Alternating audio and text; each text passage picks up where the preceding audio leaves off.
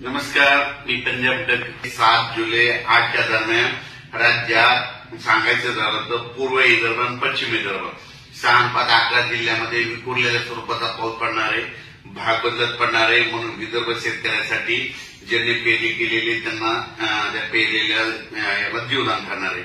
खूप काही सर्वदूर मोठा पडणार नाही, पण पाऊस पडणार आहे, भाग बदलत असणार आहे. म्हणून हा अंदाज येतं. म्हणजे सांगायचं झालं तर नागपूर जिल्हा, वर्धा, भंडारा, गोंदिया, चंद्रपूर, यवतमाळ, नांदेड जिल्हा, हिंगोली जिल्हा, वाशिम जिल्हा, परभणी जिल्हा, त्याच्यानंतर बुलढाणा जिल्हा, त्याच्यानंतर अकोला, त्याच्यानंतर जालना जिल्हा, जळगाव जामोद, त्याच्यानंतर धुळे नंदुरबार या भागामध्ये म्हणजे या पट्ट्यामध्ये म्हणजे 6 जुलै 7, 8, 9च्या दरम्यान विखुरलेल्या स्वरूपाचा पाऊस पडणार आहे. पाऊस येणार आहे, पण विखुरलेला पडणार आहे. सर्वदूर पडणार नाही, मोठा पाऊस जास्त असणार नाही. म्हणून हा अंदाज लक्षात येतं. फक्त राज्यात मात्र पूर्व विदर्भात म्हणजे 6, 7, 8च्या दरम्यान मात्र पूर्व विदर्भात मात्र 6 जिल्ह्यामध्ये चांगला पाऊस असणार आहे. म्हणून हे पूर्व विदर्भातल्या शेतकऱ्यांना अंदाज लक्षात येतं.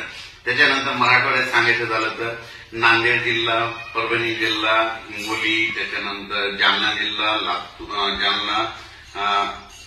लातूर, बीड, धाराशिव या जिल्ह्यामध्ये मात्र असा खूप काही म्हणजे सर्वदूर पाऊस पडणार नाही. भाग बदलत पडणार आहे. जिकडे पडला तिकडेच पडेल. सर्वदूरची अपेक्षा सतत नाही. म्हणून हे लक्षात येतं. तरी पण नांदेड जिल्ह्याला जरा थोडं जास्त मापमध्ये बराच भाग व्यापून घेणार आहे. म्हणून ह्या 3 दिवसात बऱ्याच ठिकाणी नांदेड जिल्ह्यात देखील चांगला पाऊस असणार आहे. हिंगोली जिल्ह्यात देखील असणार आहे.